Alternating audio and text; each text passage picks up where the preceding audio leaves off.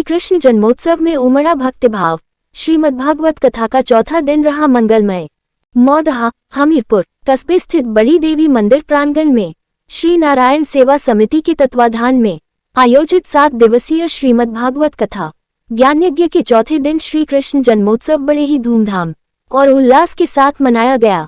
कथा पंडाल में नंद गांव जैसा दृश्य उपस्थित रहा, जहां भारी संख्या में श्रद्धालुओं ने नंद उत्सव का आनंद लेते हुए भजन कीर्तन किए। जगतगुरु शंकराचार्य स्वामी नारायणानंद तीर्थ जी महाराज के दिव्य सानिध्य में कथावाचक ने भगवान श्री कृष्ण की बाल लीलाओं का रसपूर्ण वर्णन किया और धर्म, अर्थ, काम तथा मोक्ष की महत्ता पर विस्तार से प्रकाश डाला। उन्होंने कहा कि जब संसार में अत्याचार और अन्याय बढ़ता है, तब प्रभु अवतार लेकर धर्म की स्थापना करते हैं। कंस के अत्याचारों का अंत करने के लिए ही श्री कृष्ण ने मानव रूप में जन्म लिया। कथा के दौरान नंद के घर आनंद भयो और जय कन्हैया लाल की जैसे भजनों पर श्रद्धालु देर तक झूमते रहे। वासुदेव, यशोदा और बाल रूप श्री कृष्ण की मनमोहक झांकी ने पूरे पंडाल को भक्ति रस से सराबोर कर दिया। स्थल को गुब्बारों और पुष्पमालाओं से सजाकर अत्यंत आकर्षक रूप दिया गया था। अपने प्रवचन में कथावाचक ने कहा कि जीवन में सन्मार्ग पर चलने के लिए दृढ़ संकल्प आवश्यक है। माता पिता और गुरुजनों के मार्गदर्शन का पालन करने से ही जीवन सफल बनता है। उन्होंने आग्रह किया कि माता पिता बच्चों को कथा, सत्संग और कीर्तन जैसे आध्यात्मिक आयोजनों में अवश्य ले जाएं, ताकि उनमें श्रेष्ठ संस्कारों का विकास हो सके। तो दैत्य कहेंगे, अरे शंकर जी क्या लड़ेंगे, वो स्त्री के पीछे भाग रहे हैं, इसलिए वो फिर शरण में आने से बच जाएंगे। तो इसलिए अब जीवन विकार भी आ जाए, दुनिया के सामने नहीं आया। शंकर भगवान की निर्विकारता में कोई बाधा नहीं पड़ी, कोई पश्चात नहीं हुआ। भगवान नारायण ने शंकर जी की बहुत और प्रशंसा किया और कहा बहुत अच्छा हो गया। तो इसी प्रकार से भगवान शंकर के अंदर जो विष था वो सब निकल जाता है। क्या है तो समुद्र मंथन का होता है। भगवान की जो दान है, भगवान समुद्र मंथन के द्वारा अनेक प्रकार के दान संसार के सब जीवों को प्रदान करते हैं। अब ये जीव भगवान को क्या दान कर सकता है, उसके लिए आता है बलि का प्रसंग आता है। उसी 8वें स्कंद में भगवान ने जीवों को जो रत्न दिए हैं, श्रीमद् भागवत में आया है कि स्वयंभू मन वो 3 अध्यायों में गजेंद्र मोक्ष का वर्णन किया गया है। श्रीमद् भागवत के 10 अध्याय हैं। श्रीमद् भागवत के 10 अध्याय में एक अध्याय में स्वयंभू मन का वर्णन किया गया है और 3 अध्यायों में गजेंद्र मोक्ष का वर्णन किया गया है। और 4 और 10 और 4 14 अध्याय हो जाते हैं ना। तो 9वें अध्याय में फिर जीव भगवान को क्या देता है, 9वें अध्याय में ये बताया गया है और कहा गया कि देखो, जब ये राजा बलि धर्म में स्थित थे, यज्ञ ज्ञादि करते थे, बहुत यज्ञ करते थे, तो कहते भाई जो धर्म में स्थित है उसको मारा नहीं जा सकता। धर्मात्मा के पास भगवान को भिखारी होके जाना पड़ता है। भगवान विष्णु वामन का रूप देकर के राजा बलि के पास जाते हैं। भगवान ने कहा भाई देखो, बलि को मारा नहीं जा सकता है, धर्म पूरक चल रहे हैं, इसलिए उसको विचलित करना मालिक का काम नहीं है। कोई सही रास्ते पर चलता हो तो उसको विचलित करना ये मालिक का काम नहीं है। इसलिए भगवान भिखारी होकर के, वामन होकर के बलि के पास जाते हैं। मांगने वाला छोटा होता है, उसको छोटा बनना पड़ता है। इसलिए वहां पर पहुंच गए। राजा बलि ने बहुत बड़ा स्वागत किया, उनका देने की पद्धति बताई। बलि ने कहा, राजा बलि ने कहा कि आप जो चाहिए मांग लो, मैं आपसे प्रसन्न हो गया हूँ। ब्राह्मण पहली बार देखा था। बोले दुनिया को, बलि दुनिया को तो अपना समझते थे। 7 दीपों वाली दाते पने का जो भाव है मेरे अंदर, ये नाप लीजिए, तभी दान पूरा होता है, तभी धर्म पूरा होता है। नहीं दान धर्म का पूरा फल कहाँ मिल पाता है। इसलिए बोले भगवान ने अपना चरणारविंद, अब देखो जब भगवान ने राजा बलि के और सिर में अपना चरणारविंद रख दिया, कितना धन्य धन्य हो गया। जीव ईश्वर को अमृत दे सकता है और जीव ईश्वर को क्या दे सकता है? अपना मैं, अपना झूठा अभिमान ही तो ईश्वर को देना है। बोलो जब तक, और ये प्रमाण है कि ईश्वर भी जीव का सेवक बन जाता है। ईश्वर के दान में और जीव के दान में क्या अंतर है? जब जीव अपने आप को अभिमान भगवान को अर्पण कर देता है, दाते पने का अभिमान दे देता है, तो भगवान उस जीव के सेवक बन जाते हैं। बलि के सेवक बन गए थे सुतल लोक पे जाकर के। बलि के दरवाजे पर वामन भगवान हमेशा पहरा दिया करते थे।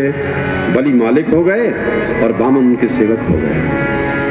ईश्वर के द्वारा सुरक्षा प्राप्त करना, ईश्वर के द्वारा और ईश्वर का भी आराध्य हो जाना, ईश्वर का भी सेव्य हो जाना, ये बलि की ब्रह्मता नहीं और क्या है? बलि स्वयं ब्रह्म स्वरूप हो गए। जहाँ 12 भागवतों का वर्णन किया गया है वो कहते हैं बलि भी भागवत है, प्रहलाद भी भागवत है, 12 महाराज मनु भी भागवत है, माता देवहूति भी भागवत है, भागवत का वर्णन किया गया है। इस प्रकार से स्वयं बलि ब्रह्म स्वरूप हो गए।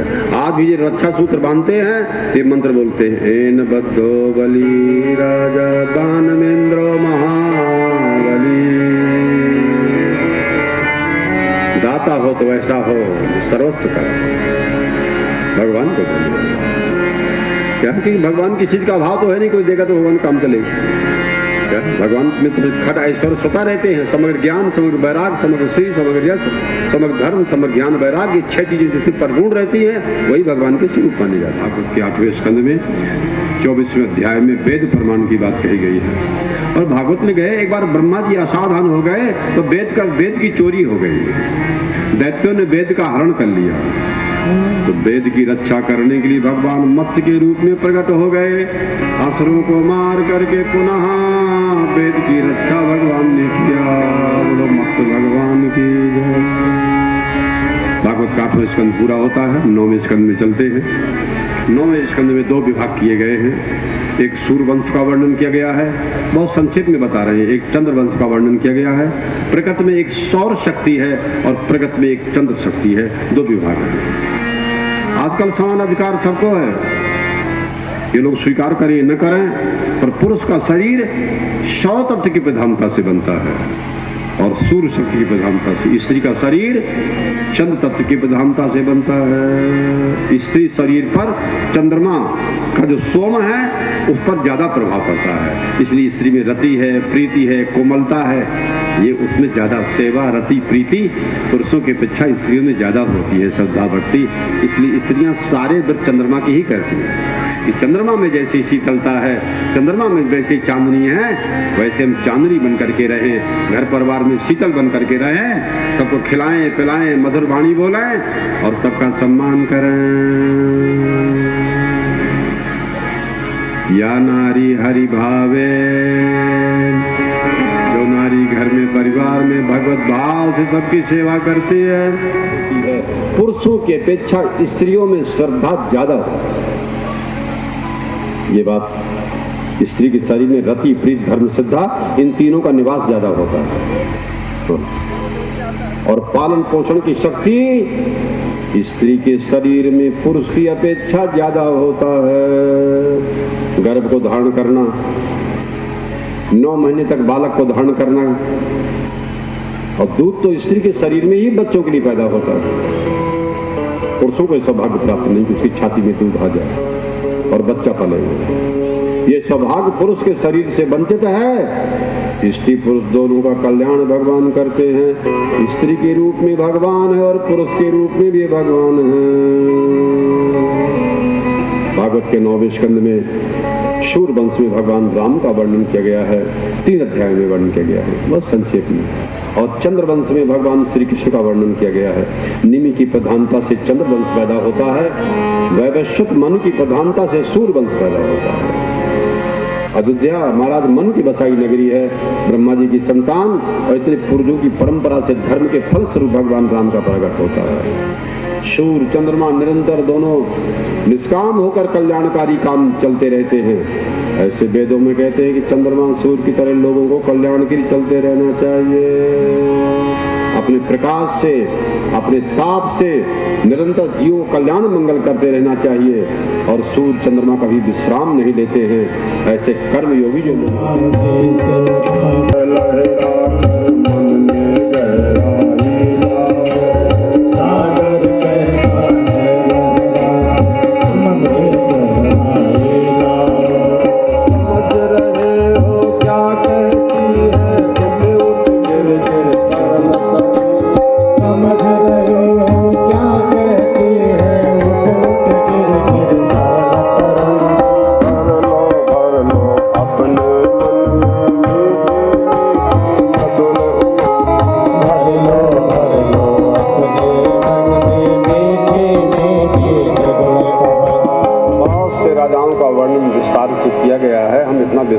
वर्णन नहीं कर सकते हैं, उसके लिए बहुत समय चाहिए। इसी में यदु राजा होते हैं। यदु के वंश में भगवान श्री कृष्ण का अवतार होता है। खाने बंद कर लिया और अपने पिता का मुकुट सिर अपने धारण कर लिया और स्वयं राजा बन गए। इतना बड़ा अत्याचारी कंस के सामने किसी को बोलने की हिम्मत नहीं थी। मीठा लगा था, ये गर्दन काट दिया। ऐसे ऐसे अत्याचारी लोग हुए।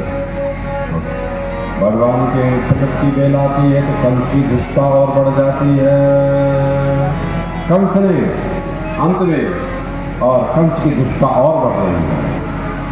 देवकी के उत्पन्न संतानों को मारने की तैयार हो गया और 6 संतानों की हत्या कर दिया। इतना अत्याचार किया। और 7वें में भगवान ने दर्शन करके भगवान जी को रोनी गोद में डाल देते हैं। सत्यम सत्य निहितम च सत्य, प्रभु आप सत्य हैं और आपका संकल्प सत्य है और आप भक्तों के संकल्प को पूरा करने के लिए ही निराकार से साकार होकर के आते हैं। आप गर्व से डर करके लौट मत जाइए, आइए। ब्रह्मा जी ने स्तुत किया और इंद्र ने स्तुत किया, भगवान शिव ने स्तुत किया। भगवान के सात्विक स्वरूप का वर्णन किया गया है। अनेक स्तुतियों के द्वारा निराकार ब्रह्म का वर्णन किया गया है। इसलिए सारी की सारी स्तुतियाँ सब मन और पवित्र को इंद्रियों को आकृष्ट करने के लिए है, शुद्ध करने के लिए है, हमारे सबके कल्याण के लिए है। भगवान चाहे जेल खाने में हो, चाहे कंस के कारागार में हो, ये मानिए कि वसुदेव जी अपने और नंद में, वसुदेव भी वहीं पर नजर बंद थे, वसुदेव देव की बंधन में थे। और अंत में ये अवतार का प्रयोजन कि भगवान मुक्त नहीं रहे। भगवान भी भक्तों के हाथ में यशोदा मैया ने रस्सी में बांध लिया, ये उनकी प्रशंसा है। और भगवान चतुर्भुज रूप में प्रकट हो गए तो वसुदेव देव की ने कहा कि हमको तो डर लगता है, कंस आएगा तो आपको छोड़ेगा नहीं। गोकुल भगवान पहुँचेंगे, गोकुल की सार्थकता तभी होगी जब भगवान गोकुल पहुँचेंगे। और बिना भगवान गोकुल पहुँचे और वहाँ गोकुल में कैसे ये लाभ मिल पाएगा? गोकुल में तभी उसकी सार्थकता होगी जब भगवान वहाँ पर पहुँचते। ये जाना है।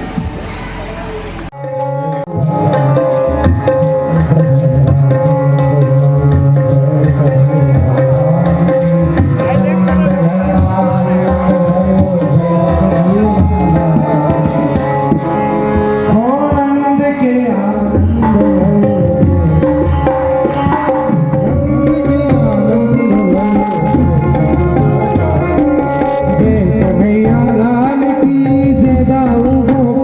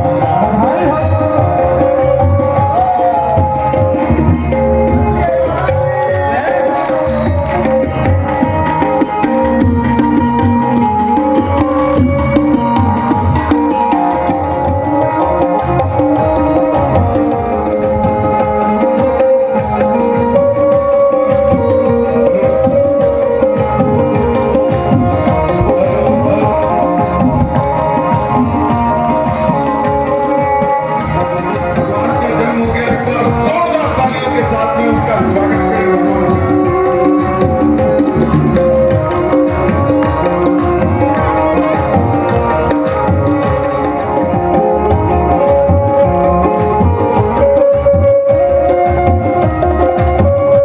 भगवान का स्वागत करें।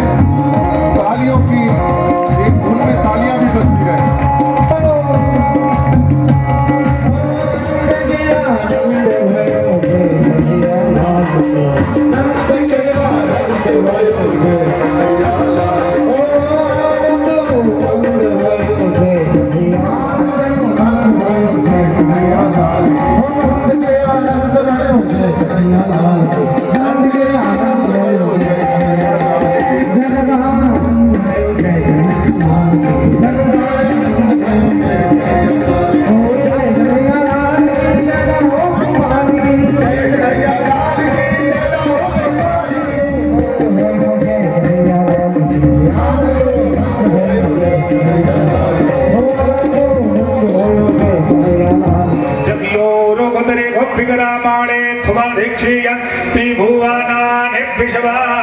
ओम कृष्णाय वासुदेवाय हरे परमात्मने प्रणतकृष्णाय